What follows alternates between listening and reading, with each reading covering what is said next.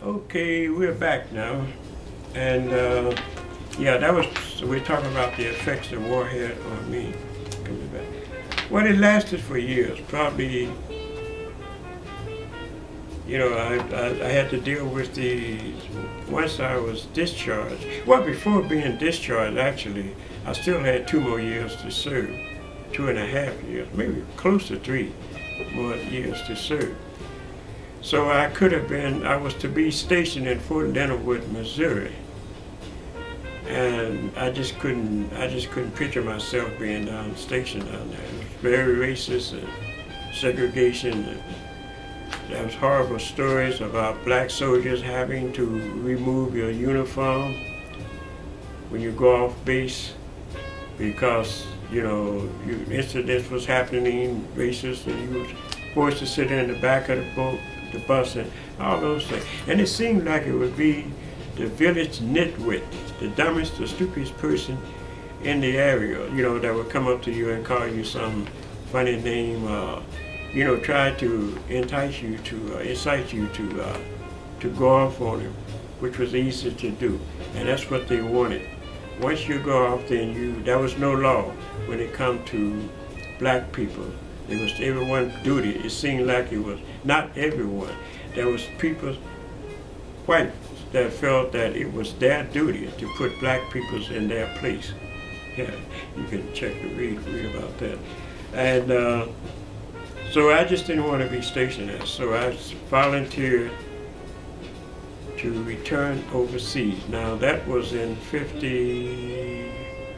the first of 52, somewhere around there. So the war was still going on in Korea.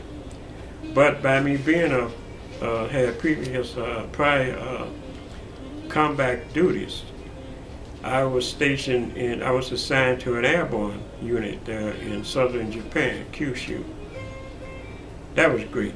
Like once the jump training, which was 3 weeks, then you jumping out of planes, and yeah, you get that extra $50 a month. I know my mother was happy about that. And because of my allotment check, every year, every month, she get an allotment check. And and all the little girls, the Japanese musumes, it was great. It was like a young man's paradise. Especially being in airborne too, paratroopers, and I enjoyed that. That was nice. That was the nicest part of my military service, was being stationed in Japan for 2.5 years. In fact, I would have re-enlisted, but unfortunately they had put a cap on the rank, so there wasn't any more ranking. You had to be, the requirements were, in order to re-enlist overseas, you would need to be a sergeant, I believe. Yeah, you would have to have the rank of a sergeant in order to re-enlist. And I was only PFC at that time. So that was that. And so I served my time there, 3 years there.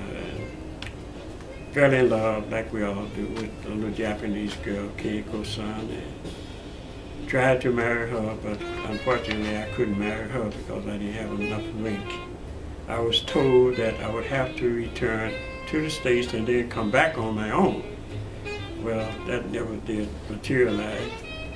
But during my station there, my time there, I made 29 jumps.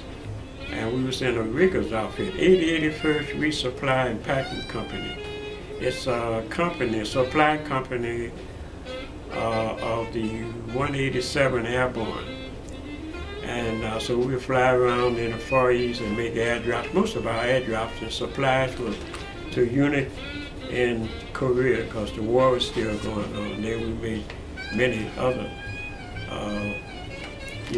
strategic drops. We dropped 3/4-ton trucks. We dropped 105 houses.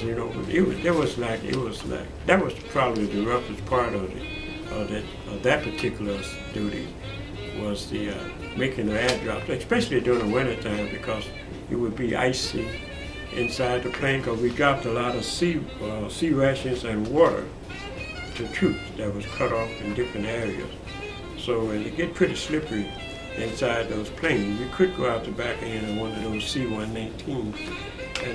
And sometimes there was occasion when we land and we see bullet holes in the side of the plane, whereas ground fire was, I guess they were Chinese or North Korea taking shots at us or something, because we had to get pretty low, something like 800 feet to make our drops. Otherwise the supply could be spread out all over and in the wrong places too. So anyway, that was nice. It was nice. I enjoyed that part. And I guess I'll put a cap on it. I think I answered all your questions here. Let me see, I leave out anything. That's the impact of civilian life. What impact oh, and the other one is what, I won't get into this now because this is another book. They asked me what impact did my military experience, war experience, have on going to Ghana.